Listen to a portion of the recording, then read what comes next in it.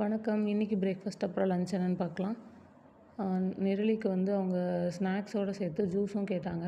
Summer start ஆனதுனால okay கொடுத்து விடுவோம். ஏதோ கொஞ்சமாவது குடிச்சிட்டு வருவாங்கல்ல ஸ்கூல்லலாம் அப்படின்னு சொல்லி மாதுளை, கொய்யாப்பழம் எல்லாமே உரித்து ரெடியாக எடுத்து வச்சா, குட்டி வந்து எனக்கு மாதுளை நித்தாரா வந்து எனக்கு மாதுளை அப்படியே தான் சாப்பிடுவேன், ஜூஸ் குடிக்க மாட்டேன்னு சொல்லிட்டாங்க. ஸோ அப்படியே கொடுத்தாச்சு. அவங்க சாப்பிட்டு முடிச்சுட்டு இன்னமும் வேணும் அப்படின்னு கேட்டாங்க.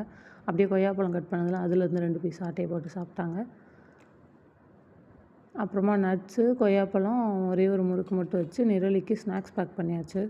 அப்படியே லஞ்சும் பிரேக்ஃபாஸ்ட்டும் ரெடி பண்ணிட்டேன். அவங்களுக்கு பிரேக்ஃபாஸ்ட்டுக்கு உப்புமா கொடுத்துட்டு, லஞ்சுக்கு வந்து தேங்காய் பால் சாதமும் மீல் மேக்கர் சோயா சங்க்ஸில் ஃப்ரை மாதிரி பண்ணி பேக் பண்ணிட்டேன்.